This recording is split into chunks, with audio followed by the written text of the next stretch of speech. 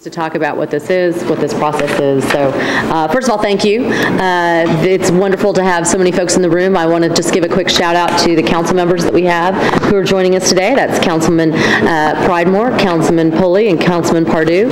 Councilman Pridemore is the chair of the budget process for the Metro Council. So he plays an important role in all of this. Just a quick overview of the PIP and what this is for the folks who are at home. This is really the brainstorm of Talia, who is sitting next to me, who is the finance director. And Talia wanted to have a different and innovative way this year to think about our budgeting process. So we've made some significant changes where we've gone to a 3-year budgeting process to look at, and also this idea around collaboration and innovation for different departments. So this is part of that. Today I have with me Nancy Shapiro, who is my Office of Innovation, Rich Riebling, who is my COO, Talia, who is my finance director, and Michael Burcham, who is our guest today, who is joining us because he started the EC. He has great familiarity of how these things go, and we're really relying on him to give us some great feedback about all of this. The idea of the PIP, this isn't a gimmick. It's actually a really innovative way to think about the budgeting process and where we can put our money and to get the best outcomes. This is about you all telling me how you're going to solve a problem and how that problem is going to impact the lives of Nashvillians and what those outcomes are going to be. So that's the conversation we're going to have today. You will have 7 minutes to do your pitch, and then we'll have 7 minutes to ask you questions. We will be hard on those times so that we're fair to everybody. And at the end of the day, if you are not chosen, it doesn't mean that you didn't have a great idea, and it doesn't mean that that idea can't be developed further, but it just means that in this process, at this moment, it's just not a fit. So I commend all of you for all the work that you've already done to get to this point. So thank you for that, and we're going to go ahead and kick this off. Should we introduce ourselves? My name is Monica Fogleson. I'm the Executive Director of the Sports Authority. With me today is Elisha Montesserin, who was working in our office, Claudia Husky, the Mayor's office, our Board Chair, Kim Atkins. Behind me is Doug Scopel with the Sounds, Walter Overton with the Titans, Sean Henry from the Nashville Predators, and Brasher Burbank, our parking contractor. So imagine this, the day has finally arrived, and after more than a year of planning, it's your wedding day. A wedding in the park with the river and the Nashville skyline at your back is what you've always dreamed of. The weather is perfect, out-of-town guests have arrived, and today you will marry the love of your life. And then the phone rings. It's your wedding coordinator calling to tell you that your vendors are running late because of some street closures associated with the big race at Nissan Stadium. And while you're on the phone with her, your maid of honor rushes in and tells you, or asks if you know that Jimmy Buffett is playing at Ascend Amphitheater and that his sound check is scheduled for the exact same time as your outdoor wedding. You ask your coordinator about moving the wedding inside to the bridge building, but she tells you the space is already booked with another wedding. She reminds you to park in the valet lot under the Korean Veterans Bridge, since the lots closest to the park have been reserved for the race, and for wine on the river, which is expected to draw thousands of people to the pedestrian bridge. Your heart begins to race, and panic sets in. Well, this scenario is not uncommon. Nissan Stadium and the surrounding areas have become a favored destination for races, festivals, and other special events. And since the majority of the parking lots are controlled by the Sports Authority, it's our responsibility and also our privilege to work with these groups and to make sure that their event and parking needs are met. In the last 3 years, Sports Authority events around Nissan Stadium have increased by 177%. And scheduling and managing these events has become a full-time job for us. As a department of 2, with oversight of the city's professional sports facilities, it's becoming more increasingly difficult to meet the demands of our public and the events, as well as the facilities, in a way that meets our standard. And that's why today we are requesting $53,700 for one additional full-time employee who will primarily be dedicated to special events. It's a $35,000 base pay with $18,700 calculated for fringe benefits. We believe this is the right time for several reasons. First, in addition to the growing number of nonprofit events at Nissan Stadium are on the rise, and large events almost always impact Sports Authority, Cumberland Park, and bridge building events. Secondly, the Sports Authority sells parking for events at Ascend Amphitheater, and their events are also increasing. Last year, in year one, they had 31 events. This year, they're projected to have 45. Finally, the number of river events is also dramatically increasing. Cumberland River Compact expects to double its number of river events this year to 200, and the Sports Authority is now receiving parking requests for paddle events and even General Jackson charters. This year, between the Sports Authority, the Titans, Cumberland Park, the Bridge Building, Ascend Amphitheater, and parking for events at Bridgestone Arena, we estimate 750 parking events will take place at Nissan Stadium. The good news is that with an additional FTE, we can meet this demand and even grow the number of events around the stadium. We're going to do this in two ways. First, we're going to elevate our customer service through more site visits and deeper engagement with our organizers. And secondly, we're going to get the word out and make sure the public knows about the many events that take place at Nissan Stadium. And this is really important because more events and better attendance translates into more parking revenue, which is used to pay off stadium bonds.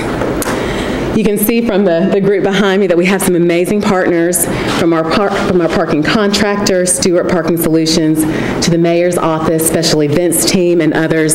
We can't do what we do without them.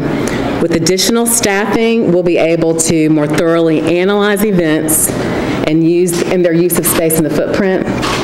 We can catch more potential conflicts and maximize the number of events that can coexist on any day. And that will benefit not just the Sports Authority, but our partners and the public. Between 2013 and 2015, our event parking revenue increased from $95,000 to $210,000.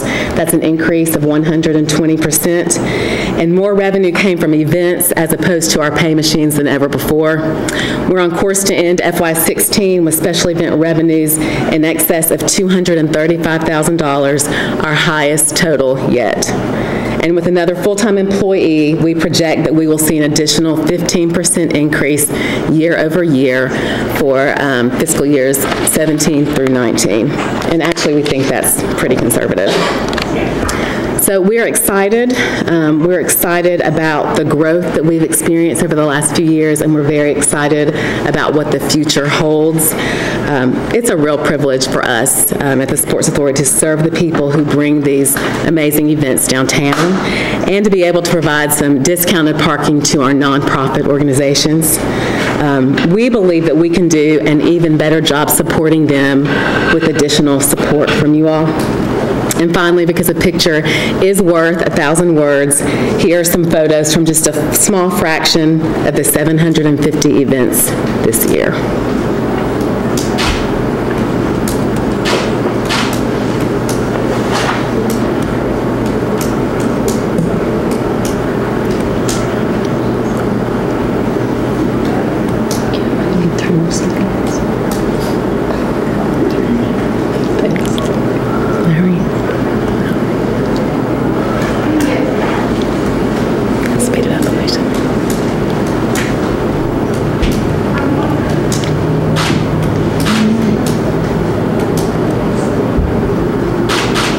Are we going to go through all 750? No. Are we done? Are we done? That's the last Is that it? Okay, we're done. We're done. Make sure. I wanted to make sure. Thank you for having us today. Thank you. I appreciate it. So your ask is $53,700, and that will go toward a person. Yes. So why can't your budget absorb that right now? We don't have enough money. We, our budget is, about 97% of our budget is already accounted for, and the 2 or 3% that we do impact really just goes to office supplies and some of the lesser budgetary items. We don't have a lot of flexibility, and we currently we have 2 people, and that's all that our budget will account for. Okay. Can you clarify for the group which locations you are managing? Yes, the Sports Authority. Yes, it's the specific lots, just so everyone understands which ones are under your purview. If you can go back to the map, the Sports Authority on a daily basis controls lots A, B, D, N, P, T, R, E, and F. And the revenues that you talked about earlier, is that where the revenues are coming from, those specific? The revenues are coming from those specific lots? They're coming from those specific lots, and all of the parking revenue is dedicated to paying off the bonds. Okay. Can you outline the role of this new hire versus the 2 we have today? How is it complementary or different than the 2 roles we have today? The 2 roles that we have today, of course, are the executive director's position, and then there's administrative officer 3 position who serves as an assistant, who also is a budget manager, the payroll, HR coordinator, has really, over the last few years, taken on these events. And so what we're aiming to do is dedicate one of those positions to the special events, and then that will allow the second position, the administrative position, to really focus on our facilities, to focus on contracts and monitoring, and will also free the executive director up to do some of the more strategic planning, to look at what's going on in the market in terms of facility management and some of those things that are just really difficult to get to with a staff of 2. And one follow-up question, if I may.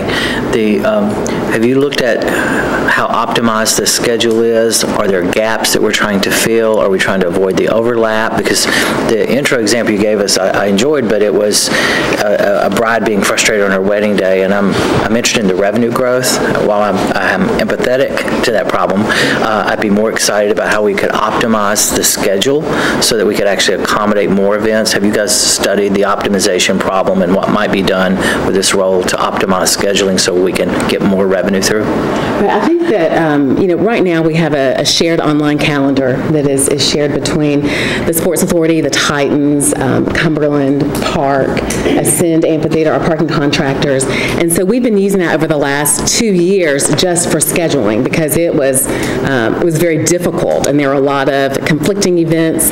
And so what we're trying to do now is make sure that with the additional staff person, we not only look at scheduling, because it's easy to look at a schedule, but you can't look at courses. So if there's a race and streets are closed, but we know that the Titans need to get some delivery trucks in, you can't tell that from the calendar. So the human element becomes very critical to preventing some of these conflicts. Well, and to follow up on that, because I think that's a really good question, is, so you have a shared calendar, but do things just go on the calendar, or is there some kind of a negotiation to Michael's point, to optimize this, or could you end up with multiple events, but they're just all on the same calendar? Well, of course we have to abide by our contract, and so we know that the Titans have up to 30 reserved dates, and so their events will typically take priority. And then there are, looking at Ascend Amphitheater, since we sell parking, that's been a big revenue source for us that we did not previously have. A lot of these major runs and festivals, we're also increasing our revenue from those. We do provide some parking waivers, but for the most part, the size of our events is such that very few of our events are receiving a total waiver. So almost all of our events now are achieving or revenue producing for us. And if I could, I'm sorry. Any other questions? Because we only have. I do have a quick question. Yeah. So you're asking for $53,700 for a 1 year salary. How will you address, obviously you don't want to hire someone just for 1 year. How will you address the subsequent years to make sure you have the money in the budget to have this third person ongoing?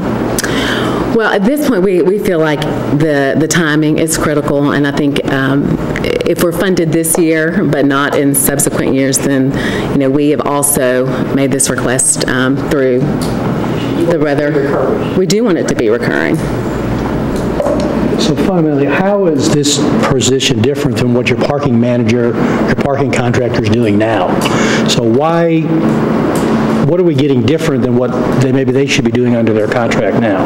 Or maybe that's not part of their scope of their work? Well, it's not fully part of the scope. Now, they do a lot, and they are, payment is remitted towards them. They do help us with scheduling, with consults in terms of charging, but it is not, we are not their only client, and that is, some of that goes past, I think, the scope of the contracts. You've got your partners here today. Did you all have a discussion around how they could collaborate with you from a financial perspective on this position, or to provide you any resources? Did you have that discussion? I don't think we've had specific discussions as to how they would collaborate with us. We believe that it's going to be a huge benefit for them, and I know I mentioned that earlier, and that there's the financial impact, but one of the most important impacts we believe is the service that it's going to provide for the public, and we want to make sure that we emphasize that, because while the money and the revenue and the funding is important, we are really looking to increase the experience of everyone who comes to the area, to the footprint, to Nissan Stadium. We want to increase the number of events because we feel like it's good for the city, and that's really important to us as well. We so appreciate you all being here. Thank you so much. And thank you. Great job right out of the box. Yeah, I know. I mean, I know this is like so intimidating because we haven't done this before, but you did a great job. So thank you. As I stand up, all the other departments have a special events person that are part of our team, and we do collaborate.